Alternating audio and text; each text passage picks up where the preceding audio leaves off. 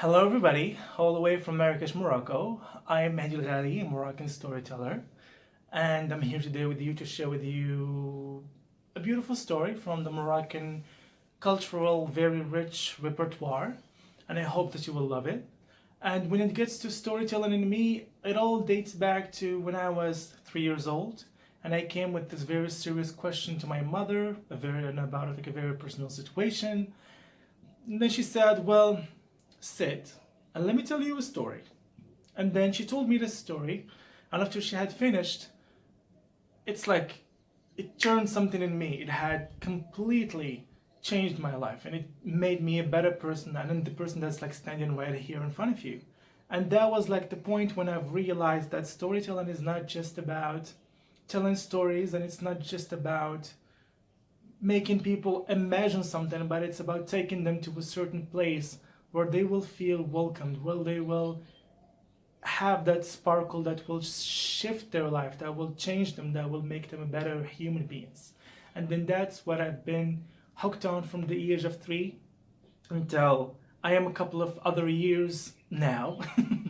And then I've I have nothing but passion for storytelling, and then I would love to share stories for as long as I can. And as I always say, all the tryings is nothing but a story to tell. And there is always a storyteller within us. There is always a person within us that is going to change somebody's day. It's going to change somebody's moment. We're going to have a beautiful moment that will mark our lives to years to come. And then if you can do that, and especially during this time where we need words, where we need people that could change our lives, that could make us feel better, that would bring something positive in our lives, that's what we need. So the story that I will tell you is about Juha, or the trickster.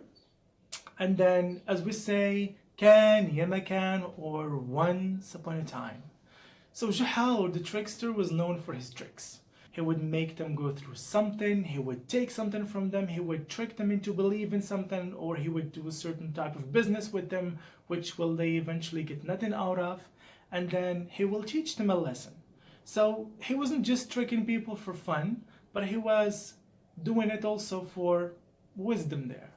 So people were complaining in this kingdom to the king on every daily basis. "Your Highness, can you please find us a solution for this Juha? He's now in the market tricking people. Now he's going to the farmers and he got half of their farms burned. Now he's doing this, now he's doing that." So the king had had enough.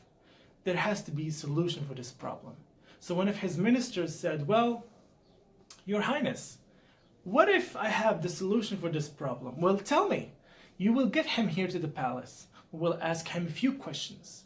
And if he was able to answer the questions, we can tell him he can go and walk away. But if he doesn't, then we will take him and put him in prison." "Well, that makes sense. But do you have questions that he wouldn't be able to answer?"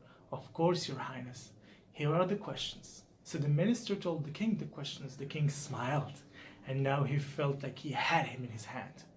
So he called for Juha. Juha came and bowed. "Your Highness, I didn't do anything. I swear. They are all telling lies about me." And let the king listen to him go on and on and on about how innocent he is. And then he told him, "Well, listen, I am the king, and it's me who put the rules. And if I would like to put a rule, I would have had you now in prison. But I would like to give you a chance. If you will be able to answer about like 3 questions for me, then I could let you walk away. But if not, you will stay in prison for the rest of your life." "Well, Your Highness, tell me the questions. I'll be happy to find an answer for them." So the king looked at him and said, "Well, the first question is, how many stars are there in the sky?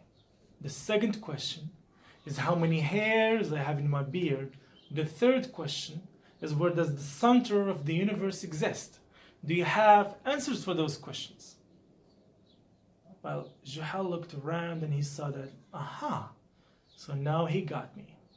But Juha was very smart. So he told the king, "Your Highness, I will have to think. I will have to find the right answers. I cannot just like rush an answer for you now. Can you please give me 3 days, each day for each question to find an answer to?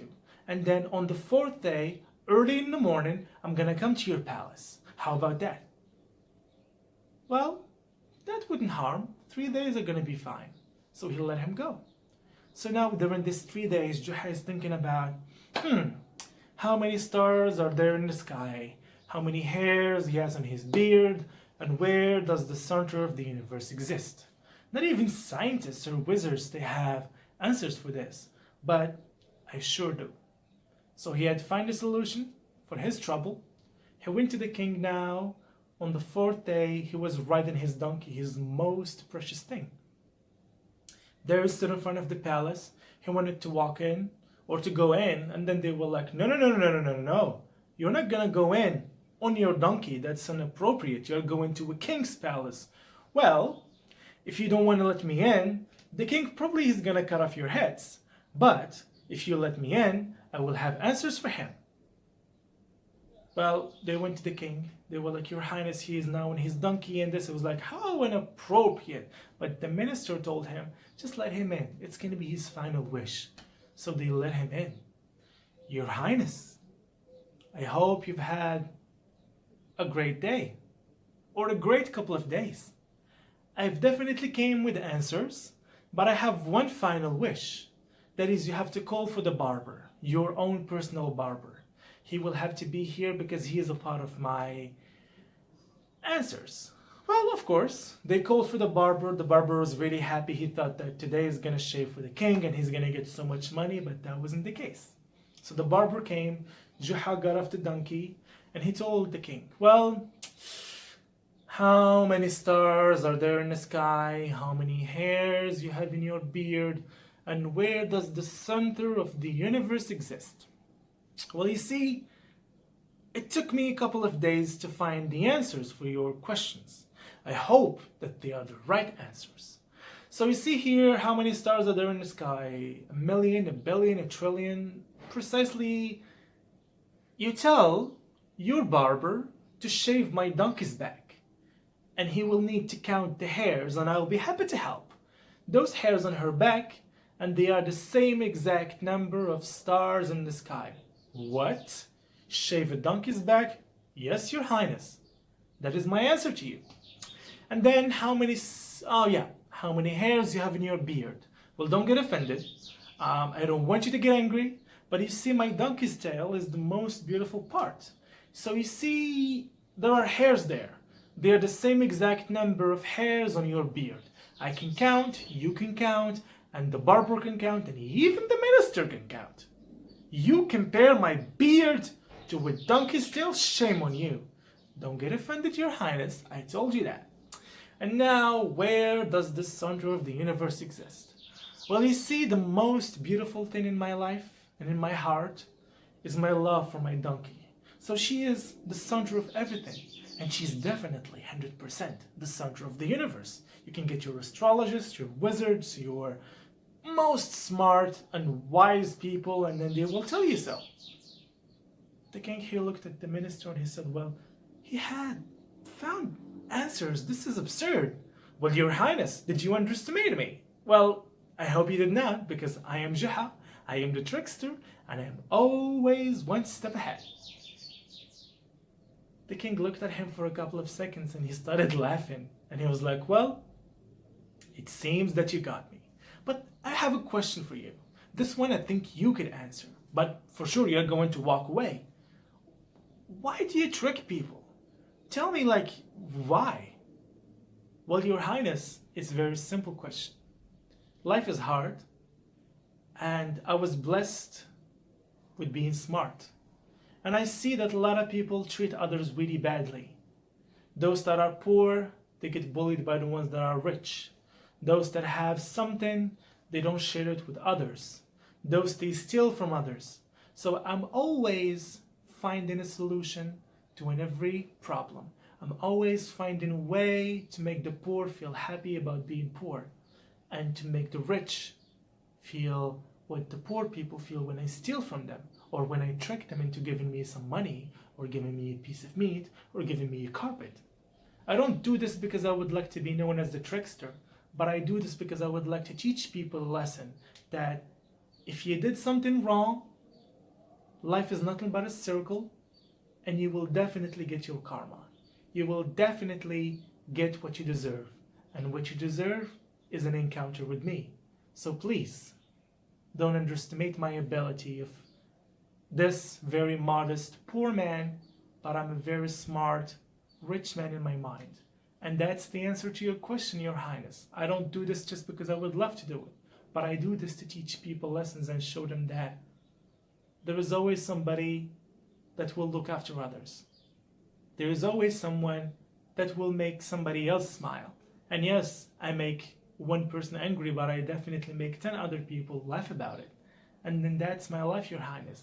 I'm nothing but a person who would like to put a smile on somebody else's face, probably make somebody else angry, but then as the time goes, they would know that that was the right thing to do. So Juhahir, he had left the palace, and then he had made this tremendous mark on the king, and he had realized that sometimes we shouldn't underestimate people because they might be doing things way more better than we do, and they might always have a solution for a problem, and they might always do the right thing even in our eyes that it looks bad. And Juha lived happily ever after, the king lived happily ever after, the people in the village, probably half of them lived happily ever after, the other half was dealing with Juha's tricks, and that was the end. And until next time, stay safe, stay happy, and I hope you loved the story, and thank you for having me.